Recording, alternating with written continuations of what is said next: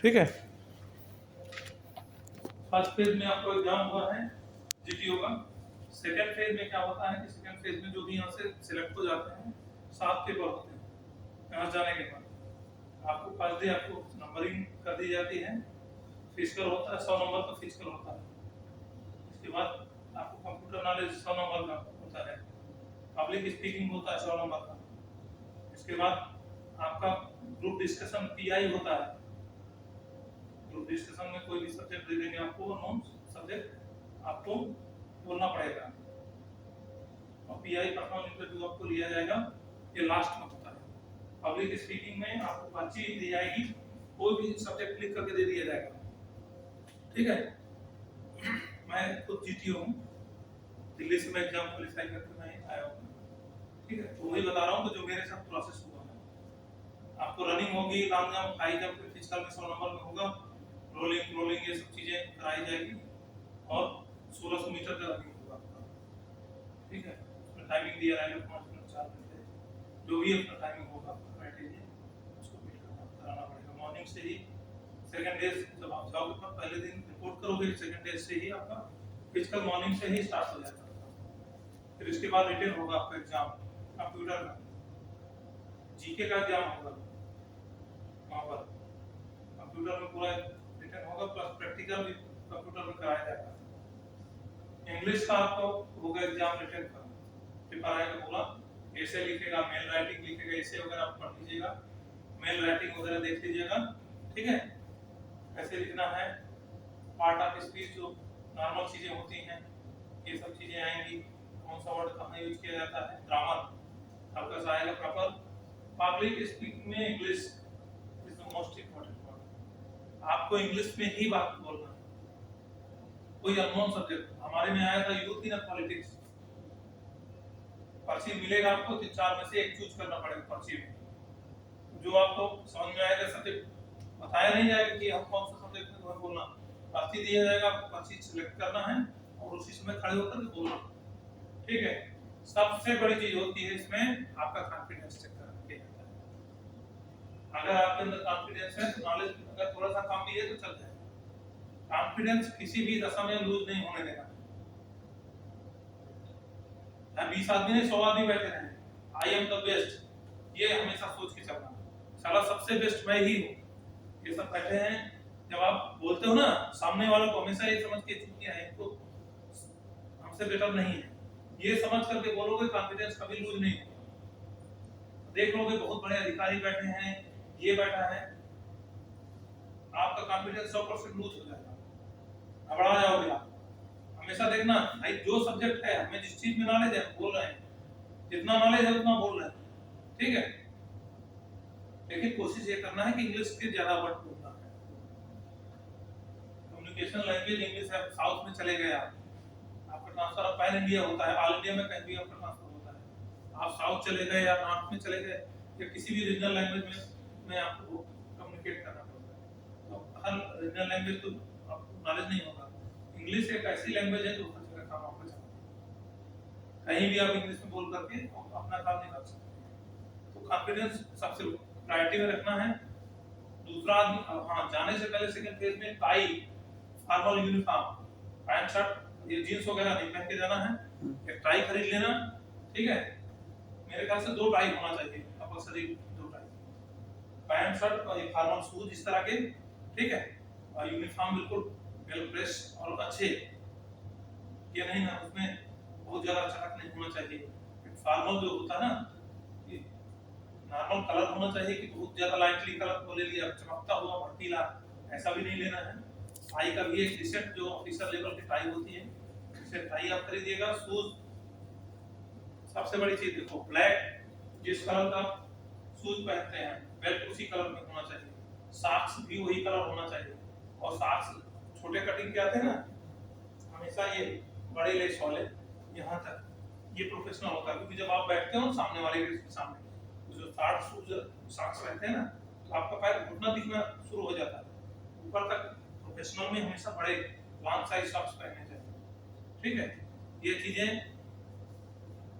आपका पहनावा सबसे बड़ा इंपॉर्टेंट पार्ट है। आप अगर अच्छा देखेंगे, first impression is the last impression.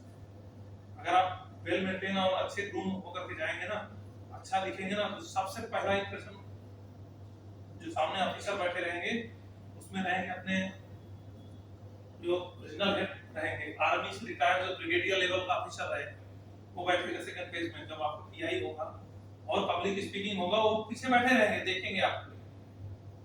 लेकिन घबराना नहीं है, हमेशा कॉन्फिडेंस बना कर रखना है और ये सोचना कि इनको नहीं आता, हम ही बेस्ट है, बस फीलिंग यही रखना कि इनको नहीं। भाई देखो माइंड में हमेशा दो चीज रखना, हम अपना बताते हैं, हमारे माइंड में जब हम दिल्ली गए थे 18 आदमी पूरा टॉप मैनेजमेंट बैठा हुआ था, ठीक है, 18 आदमियों में मतलब पूरा इंटरनेशनल जो फॉरेन में कंपनी उनके भी आए थे, 8 आर्मी के ऑफिसर बैठे हुए थे, जो आर्मी से ब्रिगेडियर कर्नल या जनरल से रिटायर हुए ऑफिसर से 8 लोग बैठे थे। हमारा इंटरव्यू 45 मिनट चला था, सेकंड नंबर पे हम गए थे इंटरव्यू देने। तो माइंड में हमेशा एक चीज रखना, या तो होगा या तो नहीं होगा, इससे ज्यादा कुछ नहीं होगा।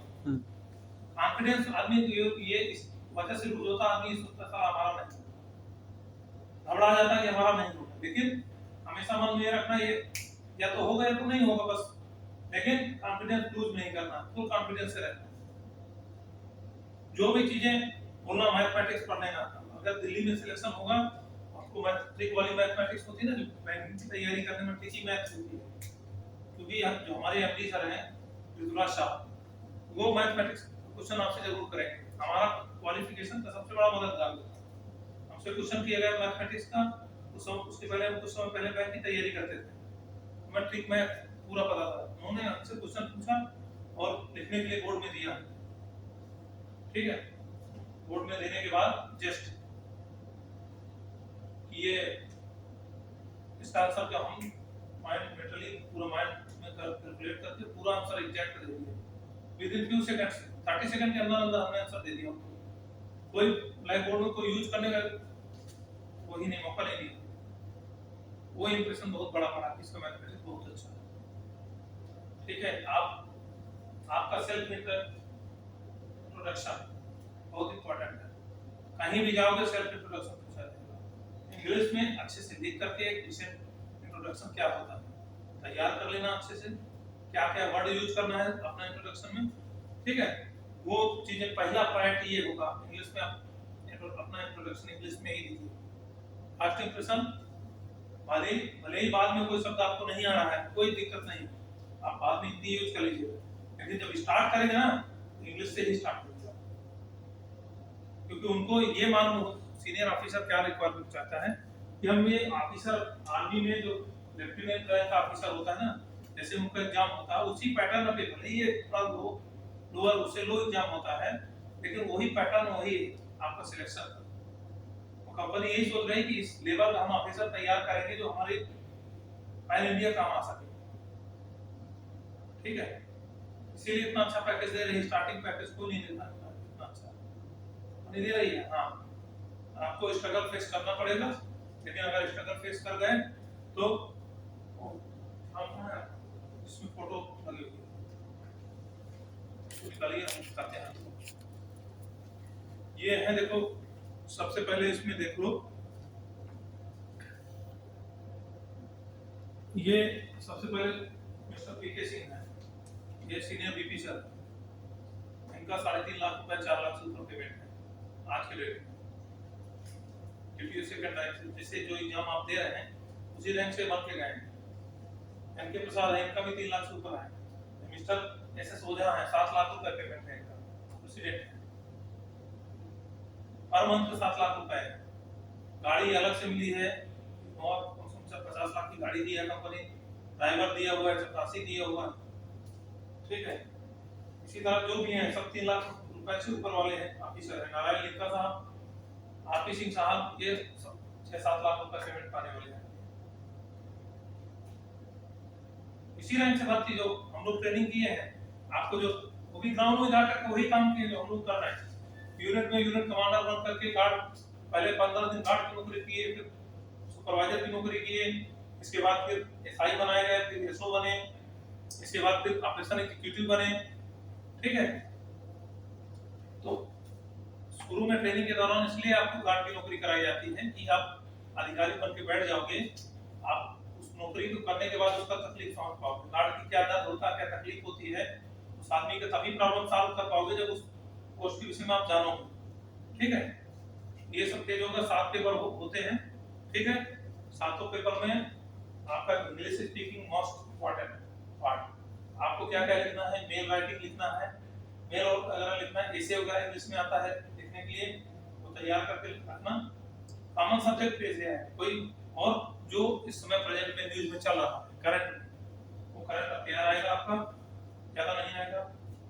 कंप्यूटर के विषय में आपका बेसिक आएगा, जो बेसिक कंप्यूटर का नॉलेज होता है वो आएगा। सीपीयू क्या है, ये सब क्या है, क्या क्या कमांड होती हैं, शॉर्ट की क्या होता है, ये सब चीजें ऑब्जेक्टिव क्वेश्चन आएगा। ठीक है, ये सब चीजें होने के बाद उसमें फिर रिजल्ट घोषित होगा सेकंड फेज में। ठीक है, सेकंड फेज में आपका रिजल्ट घोषित होने के बाद आपको दिल्ली से टिकट आएगा, बोला जाएगा दिल्ली के लिए आपका सिलेक्शन हो जाएगा, फिर वहां से आपको किराया भाड़ा मिलना शुरू हो जाएगा। थर्ड एसी आप एलिजिबल हो जाओगे उस सेकंड एग्जाम को पास करने के बाद। आपको थर्ड एसी में अपना टिकट करा करके दिल्ली बुलाया जाएगा, वहाँ टीए सब कुछ आपका जो भी टिकट का पैसा रहेगा, खाना रहना सब कंपनी देगी, फिर वहां पर एग्जाम होगा दिल्ली में।